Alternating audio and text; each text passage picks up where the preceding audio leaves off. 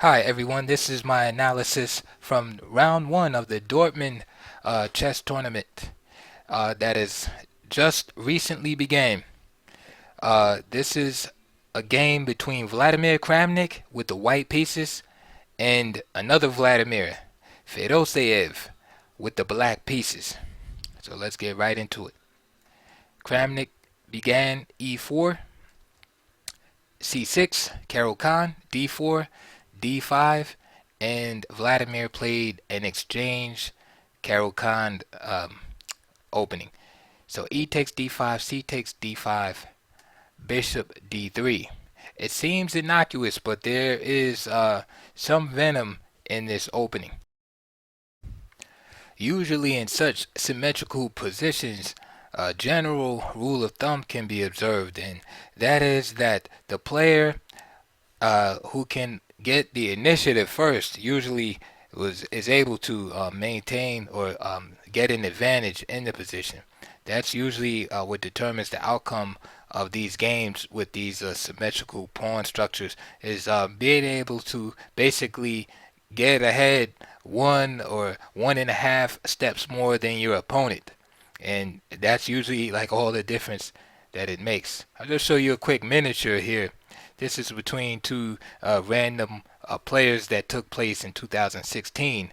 A player named Singer with the white pieces, who was a FIDE master, and a player Wengler, who was rated 2134. Just to give you an example of how things can go if white gets what he wants. So you see this attack on the H file, F3, and then already white is better. The bishop g6, bishop takes g6. Of course, h takes g6 is not reasonable.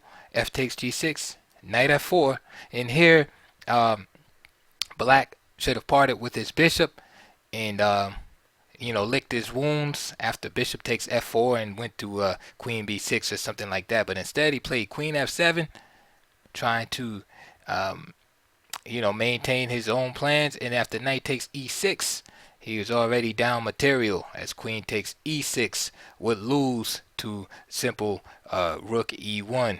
And he actually resigned 13 moves in a symmetrical, simple looking opening. Here is one more just for the heck of it. After bishop d3, knight c6. In this game, c3, knight f6, bishop f4, e6. And again, just note the similarities with the London system also. But e6, knight f3,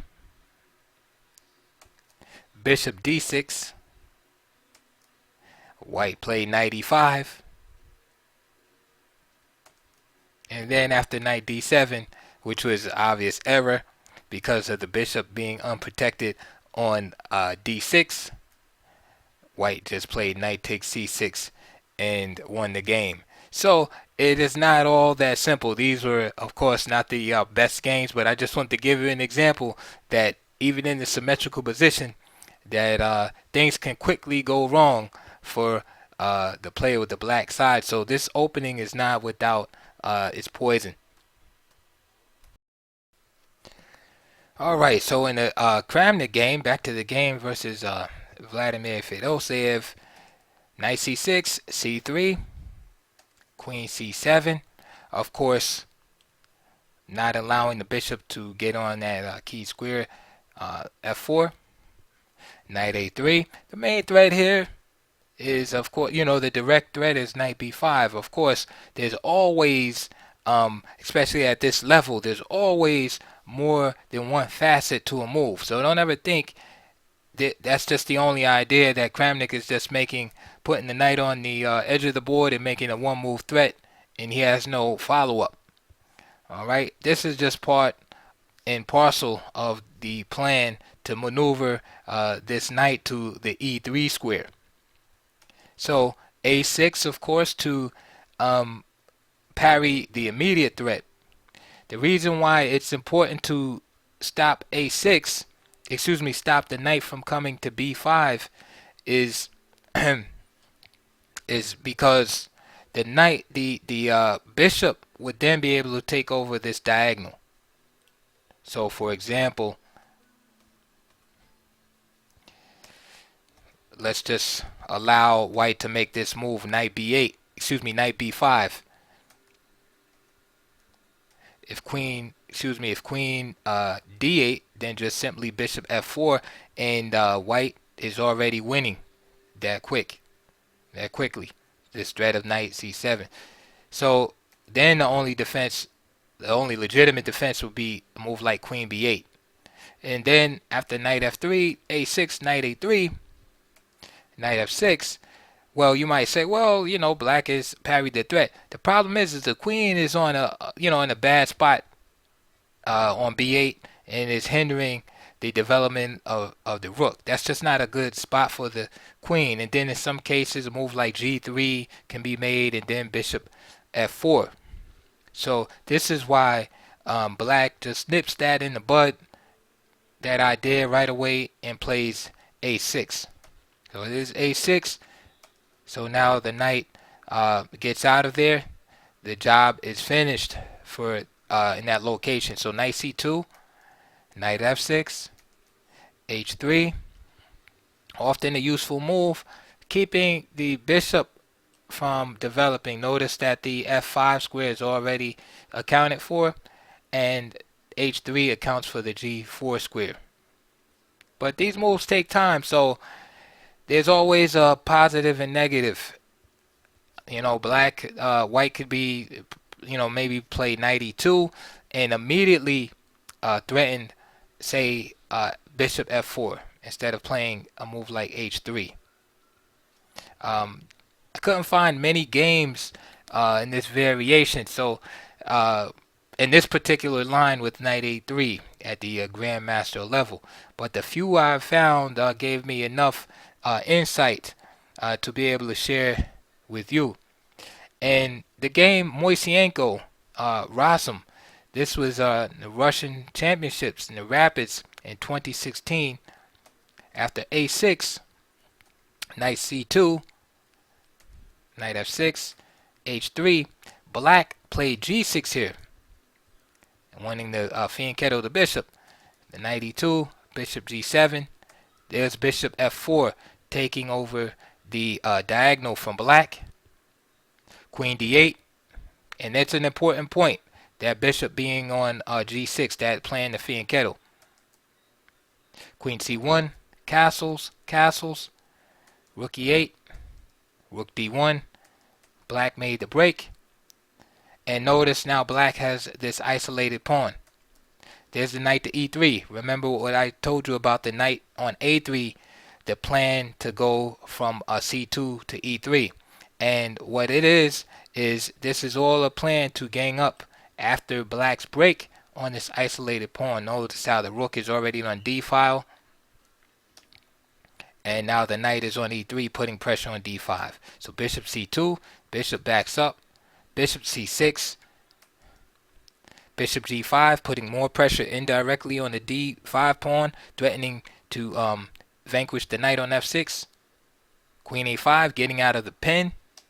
b4, queen b6, and now bishop takes f6, removing one of the defenders of the d5 pawn. Bishop takes f6, and now knight f4, and now you have, just like that, 3 pieces on an isolated pawn. Okay, so this is one of white's plans in this position, is to maneuver that knight on a3 to e3, rook on d1, and then when black makes his break, is to gang up on this isolated pawn here. So keep that in mind. And Kramnik, being a positional style player, this fits right up his alley. And without further ado, white went on to win this game. Now, in the game Zinchenko versus British GM Jonathan Hawkins, which took place in London in 2016. By the way, Jonathan Hawkins, who has the black pieces here, is the author of a good book called Amateur to IM, or International Master. and I recommend that.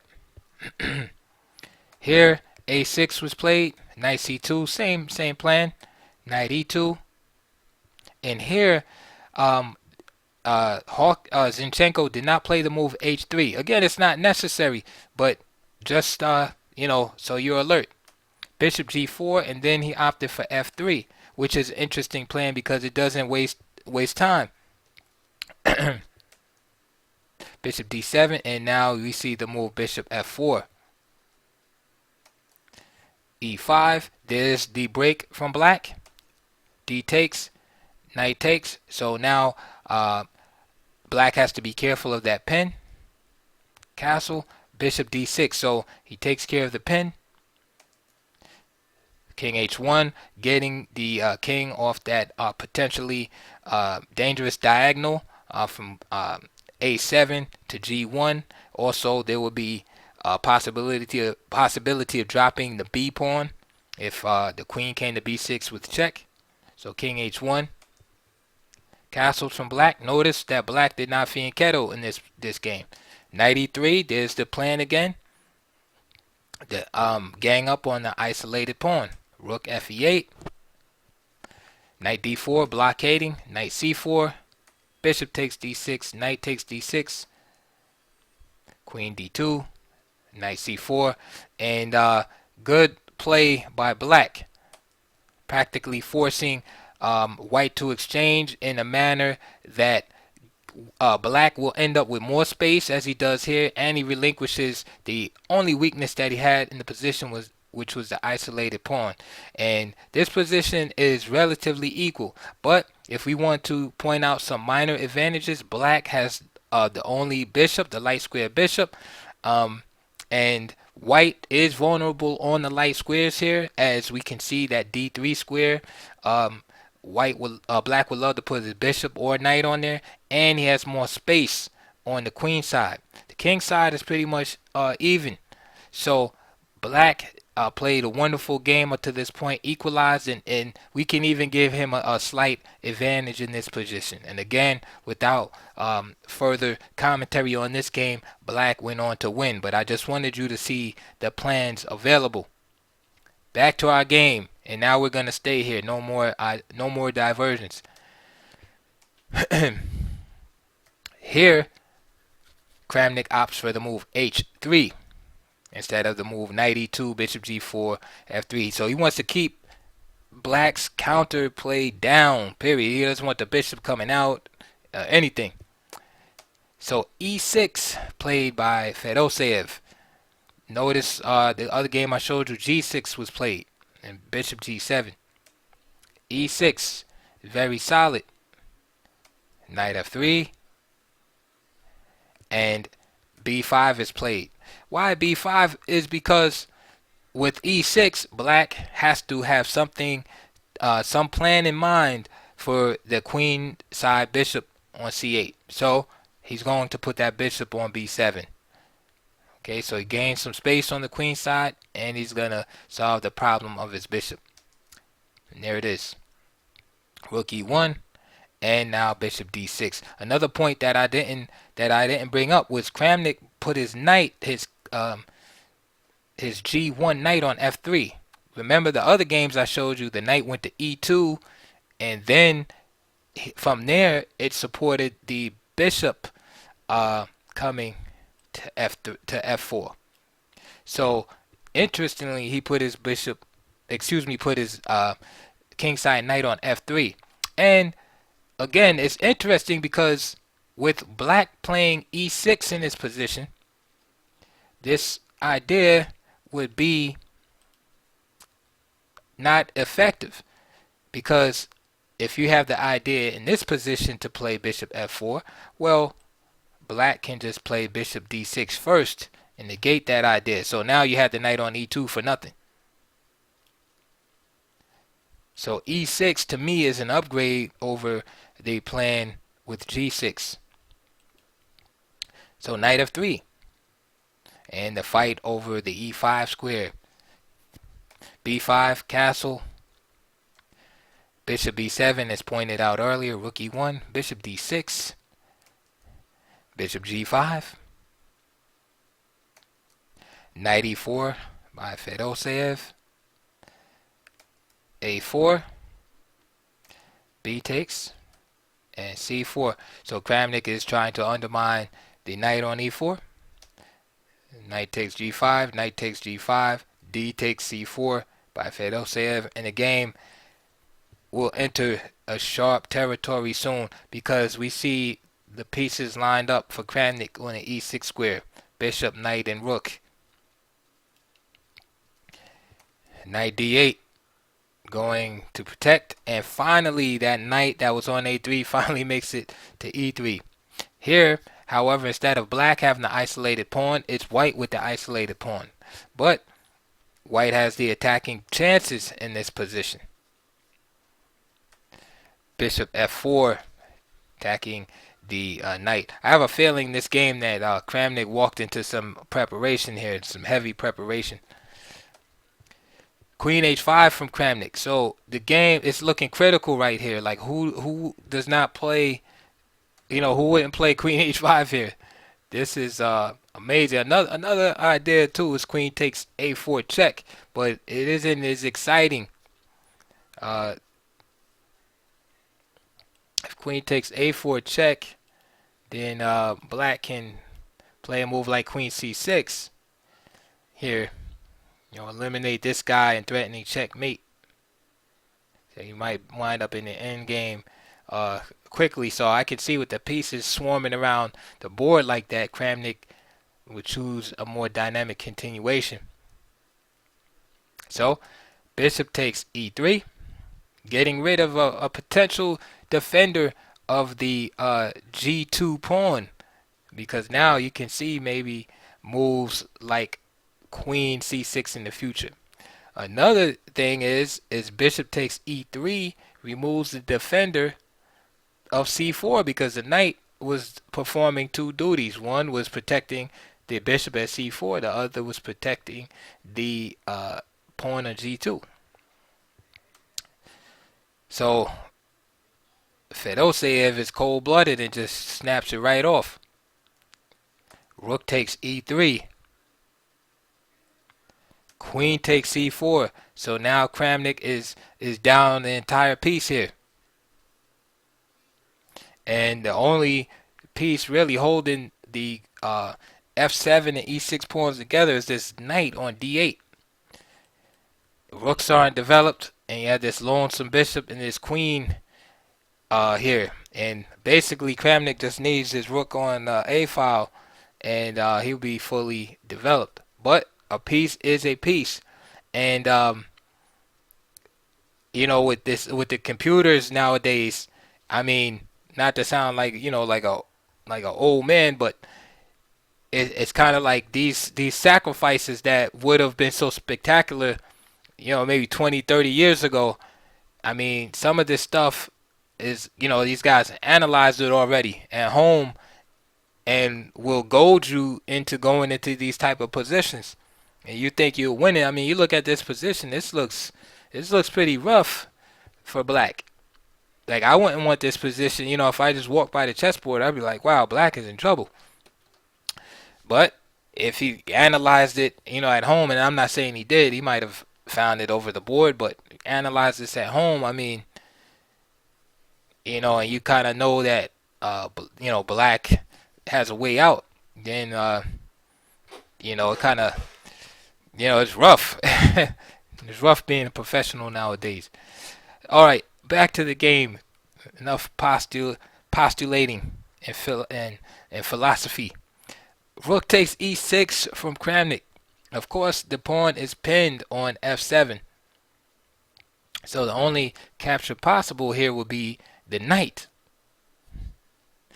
So if he took back with the knight, then you have queen takes F7 with this check here, and then you have this bishop hanging at the king D8, and then you can take on queen B7, but you can stop in here also and play knight takes E6. It just gets very complicated. King C8, and then where do you go from here? So this is a very, very complicated position. Needless to say, Fedoseev did not play knight takes e6. Instead, he just moved his king to f8. Real strong move because he's asking white where's the attack, basically. He's still threatening the rook, but his king is in a safer spot now. Okay. And interesting too is that he can't even take the rook with the pawn because of queen e8 check. So he just moves over, king f8. Kramnik plays rook e5. And now that I think about it, I'm wondering if he even had to move the rook, but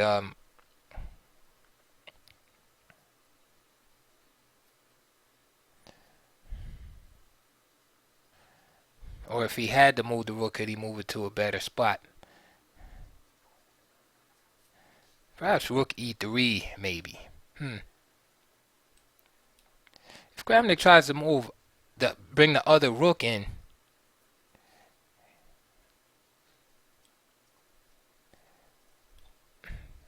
then simply f takes e6. Because when I first looked at it, I thought that a queen e8 was available because I was hallucinating. I've been looking at chess too much today, and I saw the king here for some reason.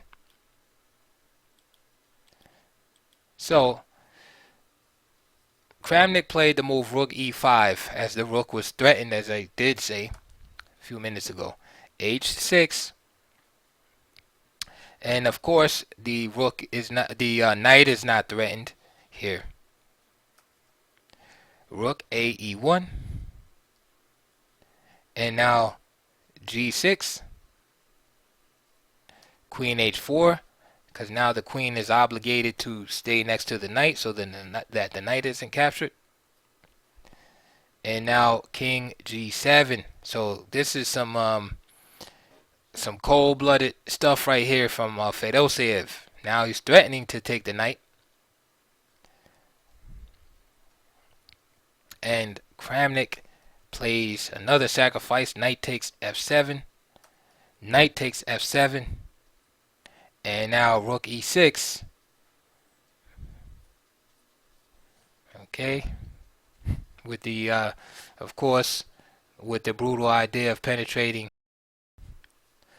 Amazingly enough, even if white could move again, right, and play his desired queen f6, check, it still would not be enough.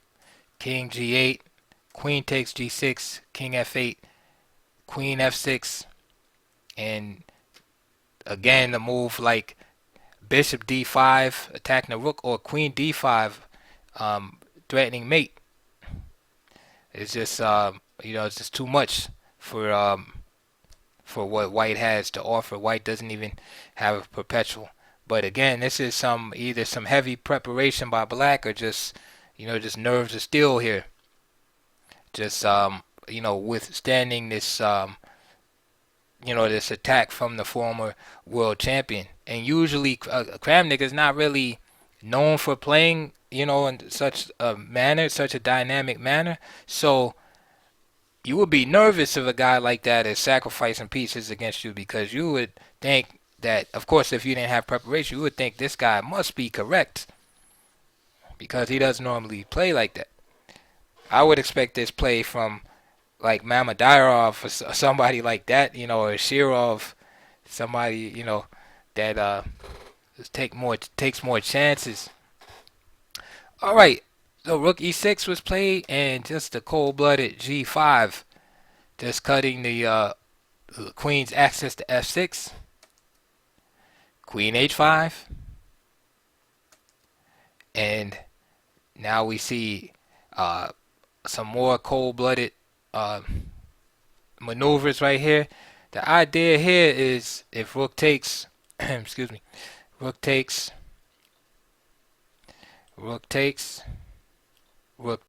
remember that threat I was telling you about? Well, there it is. The threat to the rook and the mate at the same time. Only defense here is either queen g4, dropping the rook, or you got to do a move like d5 and then drop the rook. So rook h e8, just forcing um, the issue now. Queen g6, king f8, f3, and now queen d4 check, king h1, and then rook a c8, and Vladimir Kramnik resigned.